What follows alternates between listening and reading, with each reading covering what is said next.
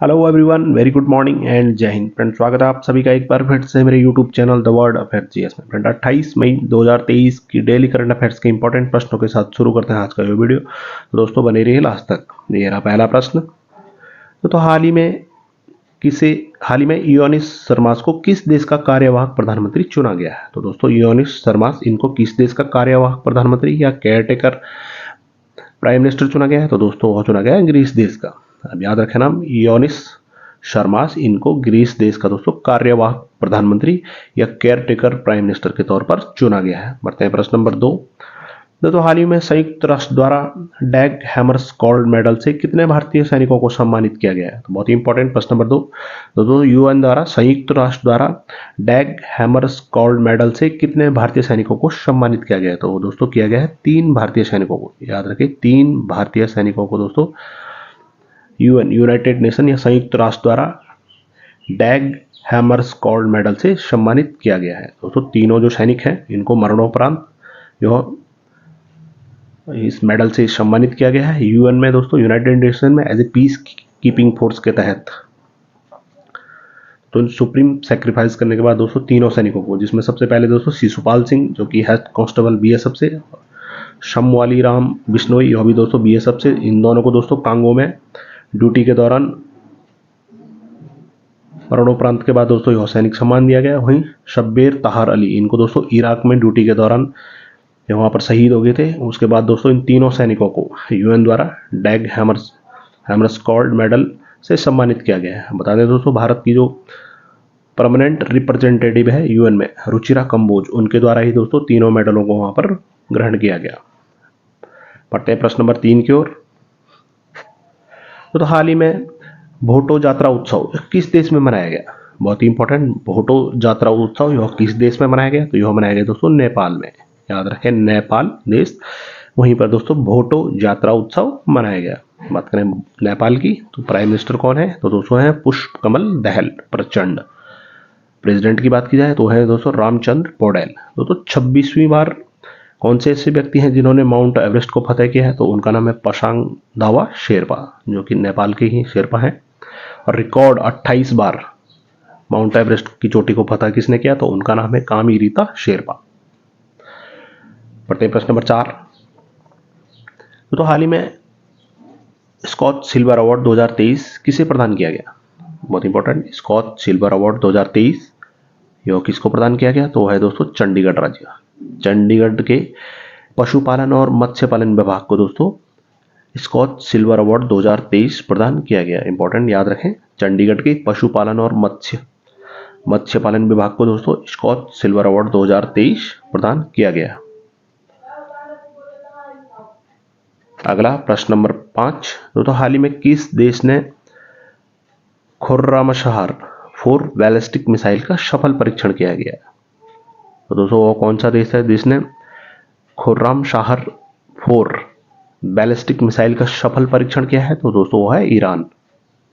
याद रखें ईरान देश द्वारा ही दोस्तों खुर्रामशहर 4 बैलिस्टिक मिसाइल का सफल परीक्षण हाल ही में किया गया।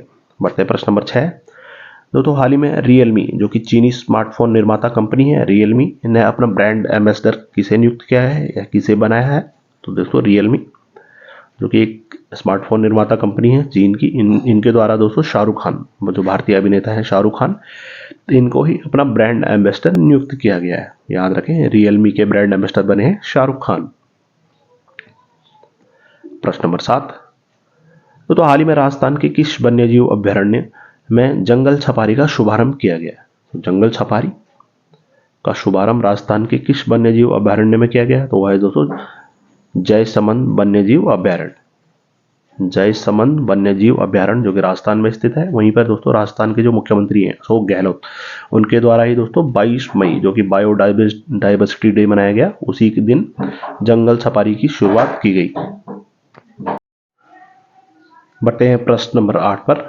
तो हाल ही में किसे मद्रास उच्च न्यायालय के कार्यवाहक मुख्य न्यायाधीश के रूप में नियुक्त किया गया? तो मद्रास हाईकोर्ट के एक्टिंग चीफ जस्टिस कार्यवाहक मुख्य न्यायाधीश के रूप में किन्हें नियुक्त किया गया? तो उनका नाम दोस्तों एस वैद्यनाथन।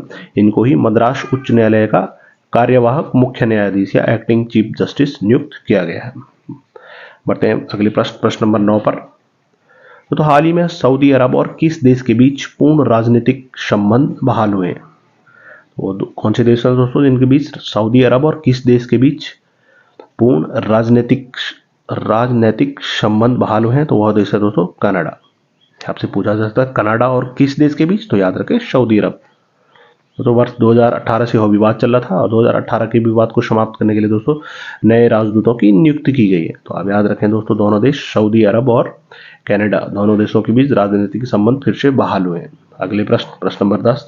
दोस्तों हाल ही में कौन सा राज्य ग्रीन हाइड्रोजन पॉलिसी तैयार करेगा? तो ग्रीन हाइड्रोजन पॉलिसी को तैयार करने वाला राज्य कौन सा है दोस्तों? तो वह है हिमाचल प्रदेश। याद रखें हिमाचल प्रदेश राज्य ही ग्रीन हाइड्रोजन पॉलिसी तैयार करेगा। बात करें हिमाचल प्रदेश की तो सीएम है दोस्तों सुखविंदर सिंह सुक्खू, डिप्टी सीएम है दोस्तों वहाँ पर मुकेश अग्निहोत्री, गवर्नर है दोस्तों शिव प्रसाद शुक्ला, स्पीकर की बात की जाए तो दोस्तों है कुलदीप सिंह पठानिया, और Hindustan petroleum corporation limited HPCL द्वारा दोस्तों कहाँ पर एथनॉल संयंत्र को स्थापित किया जाएगा 500 रुपये करोड़ की लागत से दोस्तों? तो दोस्तों वह है ऊना जिला Himachal Pradesh. Him data portal यह कहाँ पर किसके द्वारा लॉन्च किया गया है? तो दोस्तों हिमाचल प्रदेश के जो सीएम है सुखविंदर सिंह सुक्खू उनके द्वारा ही हिम डाटा पोर्टल को लॉन्च किया गया है। दोस्तों कहाँ पर इंदिरा गांधी महिला सम्मान निधि के तहत महिलाओं को 1500 रुपये प्रति माह दिए जाएंगे? तो दोस्तों वह स्पीति वैली जो भी हिमाचल प्रदेश है वहीं पे दोस्तों इंदिरा गांधी महिला सम्मान निधि के तहत महिलाओं को हर महीने 1500 रुपये दिए जाएंगे। बढ़ते हैं अगले प्रश्न नंबर 11 पे। तो दोस्तों हाल ही में इंडिया फार्मा पर अंतर्राष्ट्रीय सम्मेलन का आयोजन कहाँ आयोजित किया गया? तो इंडिया फार्मा पर अंतर्राष्ट्रीय सम्मेलन का आयोजित यह कहाँ किया गया? तो यहाँ दोस्तों नई दिल्ली में। इंडिया फार्मा पर अंतर्राष्ट्रीय सम्मेलन का आयोजन नई दिल्ली में किया गया। प्रश्न 12वां। तो IPL इतिहास में एक सीजन में 3 शतक लगाने वाले तीसरे बल्लेबाज कौन बने हैं? तो IPL 2023 जो कि 16वां संस्करण 16th एडिशन, तो इसमें दोस्तों IPL में एक सीजन में 3 शतक लगाने वाले बल्लेबाज बने हैं। जो तीसरे बल्लेबाज बने हैं दोस्तों शुभमन गिल। तो उससे पहले किसने यह कारनामे किए? तो विराट कोहली वर्ष 2016 में दोस्तों 4 शतक, जॉश बटलर वर्ष 2022 में 4 शतक लगा चुके हैं और तीसरे बल्लेबाज बने हैं 3 शतक लगाने वाले दोस्तों शुभमन गिल 2023 में। IPL में 7000 से अधिक रन बनाने वाले पहले बल्लेबाज कौन बने हैं? तो दोस्तों विराट कोहली। IPL में 6000 रन बनाने वाले चौथे खिलाड़ी कौन बने हैं? तो दोस्तों रोहित शर्मा। IPL के इतिहास में सर्वाधिक विकेट लेने वाले 187 विकेट लेने वाले खिलाड़ी कौन बने हैं? तो वही युजवेंद्र चहल। बढ़ते हैं प्रश्न 13वें पे। तो IPL 2023 के प्लेऑफ के मुकाबलों में हर एक डॉट बॉल पर BCCI द्वारा कितने पेड़ लगाने की घोषणा की गई है? तो दोस्तों IPL 2023 इसमें दोस्तों BCCI द्वारा एक नई पहल, BCCI board of control for cricket in India जो कि बोर्ड को क्रिकेट को कंट्रोल करती है दोस्तों भारत में, तो इनके द्वारा दोस्तों एक नई पहल प्रारंभ की गई है प्लेऑफ के मुकाबलों में दोस्तों हर एक डॉट बॉल पर BCCI द्वारा 500 पेड़ लगाने की घोषणा की गई है। किसके साथ मिलकर? तो टाटा कंपनीज के साथ मिलकर। ध्यान है दोस्तों 500 पेड़ लगाने की पर एक dot ball in the sense जिस बॉल पर कोई भी रन नहीं लिया जाता है, डॉट बॉल 0 रन। तो हर एक डॉट बॉल पे दोस्तों 500 पेड़ लगाने की घोषणा की गई है BCCI द्वारा। पहले प्लेऑफ में कितनी डॉट बॉल हुई थी? तो दोस्तों 84। बढ़ते हैं प्रश्न 14वें पे।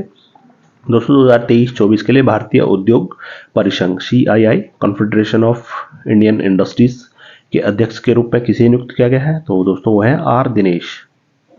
ध्यान रहे दोस्तों CII के अध्यक्ष या भारतीय उद्योग परिसंघ के अध्यक्ष के रूप में जिन्हें चुना गया उनका नाम है R दिनेश। बढ़ते हैं प्रश्न 15वें पे।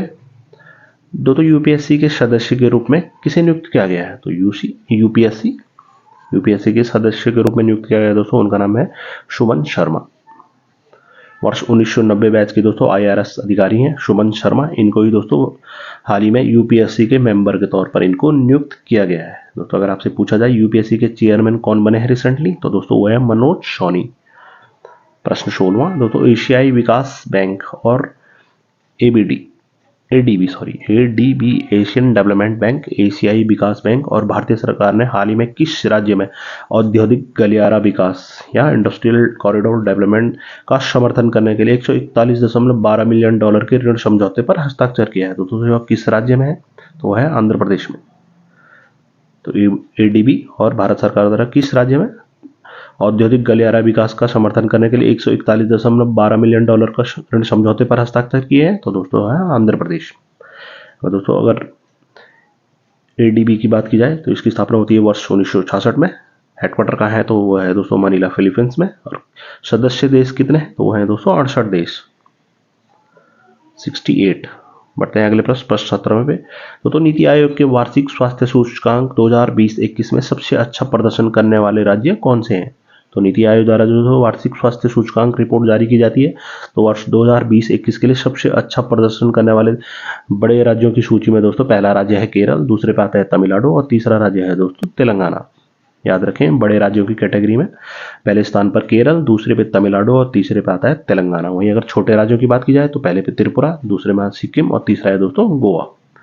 अगर यूनियन टेरिटरी की बात की जाए तो यूनियन टेरिटरी में पहले स्थान पर है दोस्तों लक्षद्वीप। ध्यान दें, स्वास्थ्य सूचकांक 2020-21 की और रिपोर्ट है। तो केरल बड़े राज्यों की सूची में नंबर 1 पर, छोटे राज्यों में त्रिपुरा और अगर यूनियन टेरिटरी की बात की जाए तो उसमें लक्षद्वीप। पढ़ते प्रश्न 18वें पे। दोस्तों आरबीआई ने कौन से 2 बैंकों को के विलय को मंजूरी दी है? तो दोस्तों बैंक है आरबीआई द्वारा कौन से 2 बैंकों को मर्ज किया जाएगा, उनकी विलय को मंजूरी दे दी गई है आरबीआई द्वारा। तो 2 है मराठा सहकारी बैंक और कॉस्मोस कोऑपरेटिव बैंक। ध्यान रखिए, मराठा सहकारी बैंक और दूसरा है दोस्तों कॉस्मोस कोऑपरेटिव बैंक। तो यह विलय आरबीआई की घोषणा के अनुसार 29 मई 2023 से लागू होगा या 29 मई 2023 से दोस्तों यह प्रभावी होगा। तो आप ध्यान रखें, आरबीआई ने किन 2 बैंकों को विलय को मंजूरी दी है? मराठा सहकारी बैंक और कॉस्मोस कोऑपरेटिव बैंक। प्रश्न 19वां। तो किसने शतरंज चैंपियनशिप 2023 सुपरबैट रैपिड और ब्लिट्ज पोलैंड जीता है? तो यह प्रतियोगिता शतरंज से रिलेटेड दोस्तों, यह प्रतियोगिता सुपरबैट रैपिड और ब्लिट्ज पोलैंड यह प्रतियोगिता जीती गई दोस्तों मैग्नस कार्लसन द्वारा, जो कि दोस्तों नॉर्वे के हैं। 32 वर्षीय यह खिलाड़ी दोस्तों मैग्नस कार्लसन, इनके द्वारा ही दोस्तों शतरंज चैंपियनशिप सुपरबैट रैपिड और ब्लिट्ज पोलैंड 2023 जीता गया।